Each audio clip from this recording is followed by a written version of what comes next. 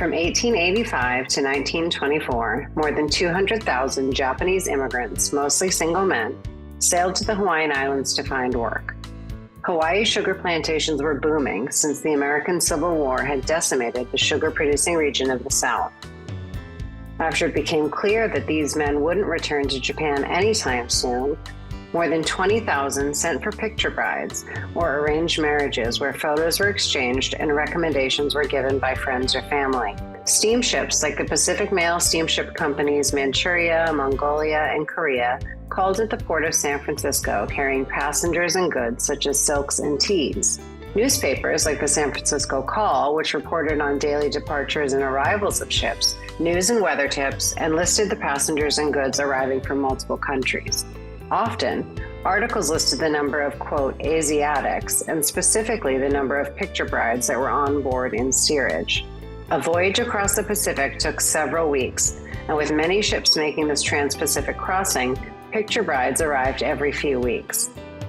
In 1911 and 1912, reports about the brides appeared in the Call on average monthly, with 3 to 45 brides arriving on each ship.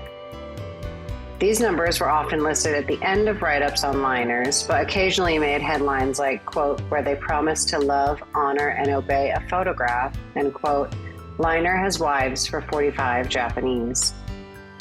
My name is Aimee Bachari, and I'm the Education Director at the Steamship Historical Society of America. Through recording, preserving, and educating, our mission is to share the impact of engine-powered vessels, their crews, and their passengers with future generations. In part one of this interview with Dr. Kelli Nakamura, we discussed travel by steamship, Asian immigration, labor conditions, and arranged marriages. Today, we will continue our discussion on this topic, and we will touch on the subjects of women's work, domestic violence, World War II and internment, and citizenship issues. To learn more about our organization, visit sshsa.org. If you had any sort of personal stories that you've come across that you think would sort of illustrate what it was like for the women and men involved in the practice of picture brides. I always encourage audiences, if you want to see, kind of a little bit more of the reality of what it is to actually, see visually of what this picture bride process was, I encourage people to watch, an older film. It's called Picture Bride. It tries to reenact what it actually is for these women to come over and the motivations. By the way, these women also, when I say women, they also range in age. I've, read accounts that these women were as young as 14 years of age, honestly, children who would be married off from their families because their families were struggling, to men that they actually don't know anything about. Some of them, in fact, found a suitable partner. So I don't want people to come away thinking that all these marriages fail and are just horrified and terrible. But I don't think that many of these women expected the level or the degree of labor and work that was expected of them. So I want to kind of highlight them. If I cannot focus on one particular story or one particular, vignette, this idea of the double day that I think many, not just women, but also men face right now. So these women came over without any support, any kin network, any female community that would be able to help them. So they often said that they worked not just up to sundown, but pretty much 24 hours a day, with the exception of trying to sleep and recover from their labor throughout the day. So you had multiple jobs that you had to do, which again is something very familiar to parents, and in particular single parents. You had to raise the children. But first you got up, usually around 3 or 4 a.m. Because you were paid at a disparity from the men. So some of your additional jobs is that you would cook for the bachelors in your community. So here you would be at 3, 4 a.m. trying to make bento or box lunches for the other bachelors that you would then sell for extra income. Then the children would awake, then you would have to feed them. And of course, you would have to wake your husband and feed him also. Both of you would then go off to work, labor for at least 8 to 10 hours a day, and then come back. You as a woman were then expected to do your responsibility of the household chores, of maintaining the household, cleaning, cooking, caring for the children, feeding your husband, and maybe because you did need additional income, you'd also at night do laundry services for the bachelors in the community. So, despite the fact that these women came from peasant or working class backgrounds, many of them reported that they never expected how tired they would be all the time. And they never got any rest until they actually formally retired and their kids actually grew up. It was nonstop work from sunup to sundown. These women, sometimes they said they felt like single parents because they were the ones that took their kids into the fields.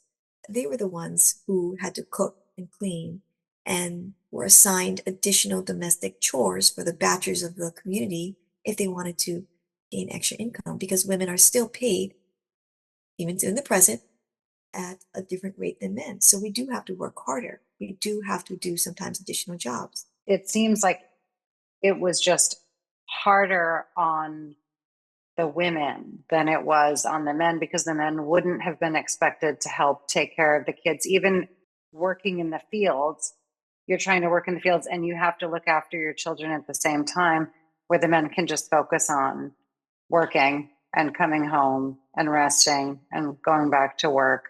Whereas the women at that time. And even still today, I mean, Yeah, I am very fortunate that, I teach.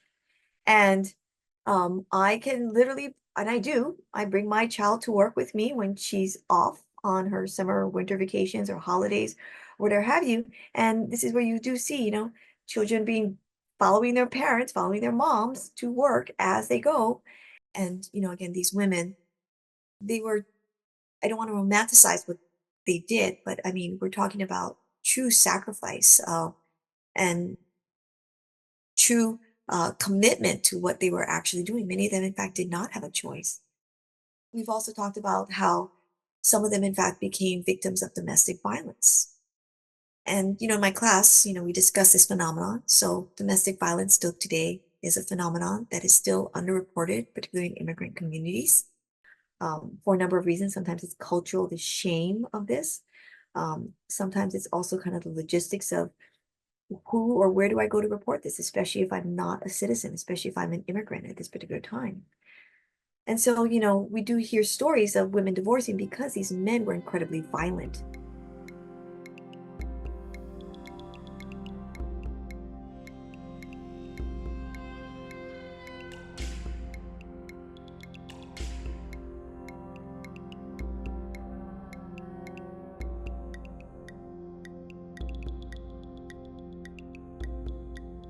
And it's not because necessarily they're inherently evil or bad people, but think about the fact that, these men were oppressed. These men were sometimes beaten at work by the lunas or overseers. These men struggled, and sometimes they took their frustrations out on their families, on their wives. So, we do have divorce accounts where, these women, to their credit, are testifying and saying, my husband came home drunk yet again, and he was chasing me around with a knife, trying to kill me. He was beating me with the iron. So think about, the old heavy cast irons, and he was just beating me with it. He was kicking me until I was, on the ground. I had to flee to the neighbor's house. These are all true life accounts that you read about in these divorce records. And these are the ones who officially got divorced. That's incredible. So divorce, even so today, sometimes, there's this shame or stigma, but to testify why you got divorced in those kind of very personal reasons, I think that's also something that we have to give these people credit for, to have the strength to share what had in fact happened to them. So unfortunately, domestic abuse is also not a contemporary phenomenon, but something that has been going on for generations. 30 to 40% of the population is officially getting divorced, right? I mean, think about it. I mean, we don't think, in America, people sometimes have, oh my gosh, we're in moral decline because 50% of us are getting divorced. I said, when we have statistics, if you look at the divorce records of nearly 30, 40% of the first generation, your grandparents, or at this time your great grandparents divorcing, that may shock people. But, think about the reasons for that. I mean, we didn't have an awareness of mental health issues, or we didn't have an awareness or an encouragement to seek out assistance if you are a victim of domestic abuse. I mean, things that still today, we are still trying to encourage survivors to seek help. It's something that was not encouraged back in the day, which is, just terrifying and horrifying on so many levels. And even till today, I mean, we do talk about the fact that immigrants in particular, it is likely that the numbers of domestic abuse incidents are underreported because of language barriers, because of citizenship issues, financial issues, cultural pressures to not bring shame upon the family. These were all deterrents. So you also hear some women, in a sense, not necessarily rejoicing or being happy, but just being relieved when their spouse passed away because one less mouth to feed or one less person I have to take care of. And that's the reality of my life. You also saw though some women when their spouses die being in a real pickle, in a real fix because that was the primary breadwinner. And now I have 4 kids. What am I going to do? How am I going to survive? And this is where, you see both ends of the spectrum of women become further impoverished by the death of their spouse because again, generally speaking, their spouses would pass away earlier. Sorry, gentlemen. Women tend to live longer than men. And at this time, it was more traditional that there was an age disparity, sometimes of decades, between husband and wife. I was curious what it would have been like for Japanese immigrants at the time. We've talked a lot about what it would have been like in their own communities and within their own families and their work environment. What would it have been like with the broader either Hawaiian community or when Hawaii eventually became part of the US? I mean, it wasn't a state until the 1950s, right? But it was overthrown in 1898, right? So then a lot of those Chinese exclusion laws applied. And I wonder if you could talk a bit about racism or discrimination against the immigrants at that time. When we do have, various legislation such as the 1924 Immigration Act that pretty much stopped immigration for a number of years. And these immigrants were in fact kind of a captive audience here, not just in Hawaii, but also on the mainland. We really see kind of a limiting of their options and availability. So when you are literally stuck in a country and you don't have any recourse because once you return back, you could never come back. You do see greater kind of pressures on these immigrant communities. So, let me address your first question. What was the experience with the broader or larger Hawaiian community? So on the plantation owners, in fact, encourage ethnic differences to spur on racial competition between different groups because different groups were paid on different pay scales. So the very top were the white managers and the white owners of the plantations. And then you have the second class, which are the overseers, who are the Portuguese. These are the people who kind of monitored the workers and also communicated with management. Then you have the Chinese, Japanese, Koreans, and at the very bottom, you see the Filipinos. So not only did we encourage ethnic difference by paying different ethnic groups different pay scales, but what we also see is that you also have ethnic camps developing on the plantations. So when you talk to old plantation, residents or old plantation families, they said, oh yeah, that was a Japanese camp. That was a Filipino camp. That was a Chinese area. They were racially segregated with each other. And that was deliberate by the plantations. They in fact encouraged racial differences to spur on economic competition. So for the most part, plantations were kind of autonomous entities within the larger kind of Hawaiian community. Many people did not leave the plantations regularly. They kind of were born, raised, lived, existed on the plantations. Transportation between plantations was in fact limited. It was deliberate. Really the only kind of transition from that would be World War II. Prior to the war, 1920s, 1930s, the plantations were really flourishing at this particular time in Hawaii. We also see, though, during the 1930s, a growing awareness of the imminent threat that the Japanese would, in fact, impose upon the consciousness of the American military officials. So American military officials were concerned with two primary issues. Number one, the growing expansion and conquests of the Japanese Empire, beginning in the 1920s, 1930s, to the various parts of the Pacific region. They were also concerned, though, of the growing numbers of the Japanese population in Hawaii, in the islands, prior to World War II, in very close proximity to the major American naval facility in the Pacific, which was Pearl Harbor. So on the minds of military officials was the growing threat of the Japanese Empire and the growing number of Japanese who had established families and were having children and growing in numbers. And in fact, prior to World War II, the Japanese in Hawaii would constitute nearly 40% of the population. So that concerned military officials. So this is where there's actually a very nice transition. And we can in fact credit the Pitcher Brides because they in fact did have families and did have children and did create a growing population of Japanese individuals in Hawaii who were now, though, American citizens. But that did not factor in, for the most part, to the awareness of American military officials.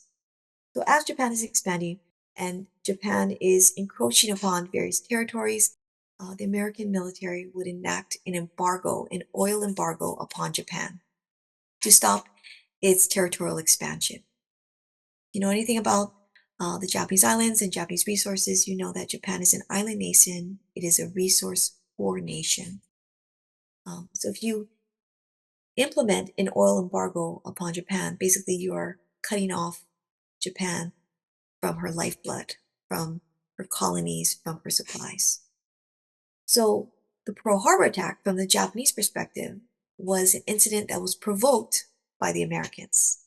From the American perspective, it was a dastardly, cowardly attack that will take place on December 7th, 1941, which was a Sunday morning in beautiful Hawaii. So even prior, though, to the attack itself, American military officials, civil officials, the FBI, the Office of Naval Intelligence had investigated the local Japanese population here in the islands, fearing an insurrection would occur in the event of a Japanese attack or invasion. So even prior to the Pearl Harbor attack, they had a pickup list of suspected individuals who they believed would pose an imminent threat to American security, and they were to be arrested in the event of the Japanese attack. So when Japanese, in fact, did attack on December 7th, 1941, immediately right after the attack, Honolulu Police Department, the FBI, military officials would literally go around the various islands of Oahu, visit the various plantations, urban centers, and pick up prominent individuals of the Japanese community, such as Japanese language teachers, business leaders, newspaper editors, sometimes even fishermen, consular officials, consular representatives, and they would round them up and take them to various incarceration sites throughout the various islands. So we know there's at least 11 of them spread across the islands. These individuals were treated like prisoners who had committed a crime, despite the fact that there was no actual proof. They would be arrested, fingerprinted, sometimes strip searched, interrogated, and they would spend often the duration of war in these various concentration camps, as we often refer to them as internment centers across the islands before they would eventually be shipped off to the mainland incarceration centers. So literally overnight, people would disappear, and that inspired great fear within the Japanese population. So unlike mainland incarceration, where over 120,000 Japanese Americans, entire communities and families would be removed, it simply was just not feasible. It was not possible here in the islands. Where are we going to move them to? They constitute the majority of the population. We need them for labor purposes, not just on the plantations, but also to help rebuild Pearl Harbor. So instead, we're going to have this strategy of instilling fear in the rest of the remaining population who would be concerned about facing that particular threat. So during the war, while 120,000 Japanese Americans on the mainland were incarcerated, here in Hawaii, we also had about 1,200 that also would be arrested. And that's something a lot of people don't know, but America does do racial profiling. It does arrest people on the sole basis of race. And because there was martial law, there was military government, military rule, military courts, civil rights and constitutional rights could be set aside for the duration of the war. And they feared that, because there were so many Japanese, that of course would have an incredible alliance and allegiance to the Japanese emperor. And upon essentially, an invasion, which is what they actually feared, or an attack, the Japanese here would rise up, especially after all of the resentments and discrimination they had faced on the plantations. So it did make sense. They would rise up and overthrow the American government. So it's kind of this weird causational relationship between the plantations and the military and their perceived threat, but they contributed to it at the same token. So, this plantation history is in fact directly aligned with the events that would in fact transpire with internment or incarceration. The plantations wanted picture brides to arrive to create a more secure and stable society, but yet they feared the fact that they were now having children and creating that stable society that they in fact wanted. I was going to say something about the fact that they wanted more children, and I'm sure they wanted more workers and laborers for the field. But when these people were having children, now they would have been considered US citizens, right? So then, if we could talk about citizenship a little bit, I know it wasn't later until like the 1950s when that law where Japanese were ineligible for citizenship based on race would be changed, but maybe you could talk a little bit about that. And was there any concern about birthright citizenship?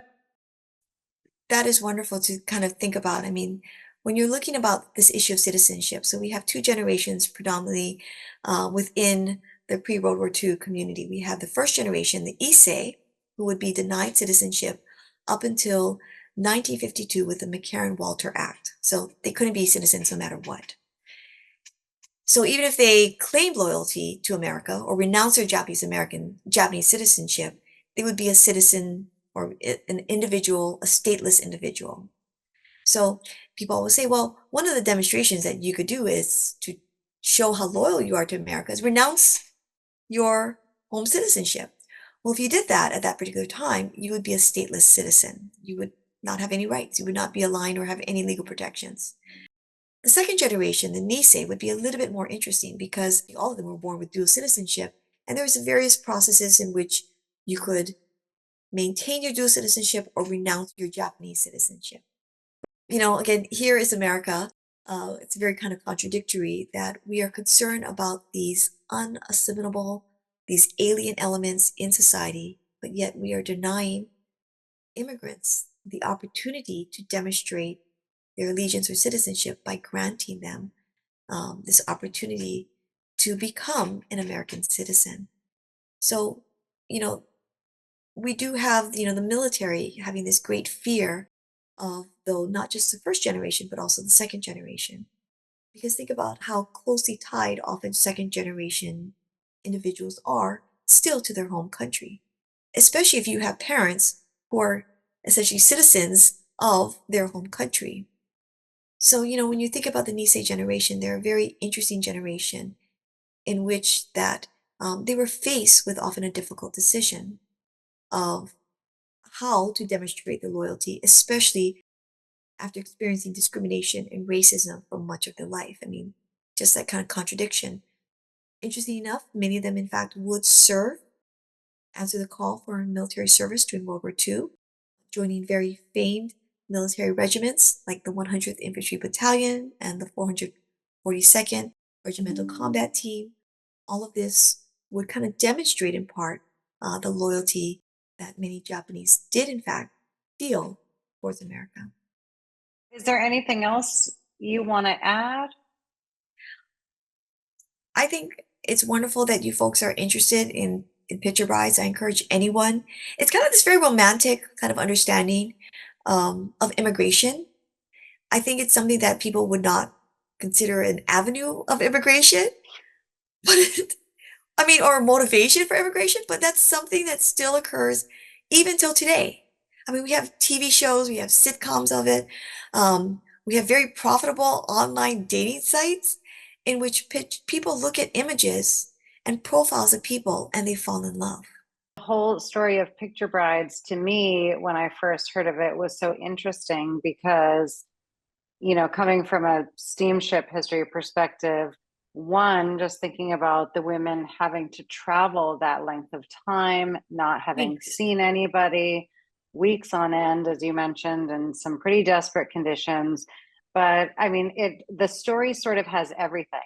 It has travel, it has immigration, it has, you know, race, labor, citizenship, all these larger questions that kind of just tell you so much about American history that I just found it a really fascinating topic. So thank you so much for sharing all your wisdom with us.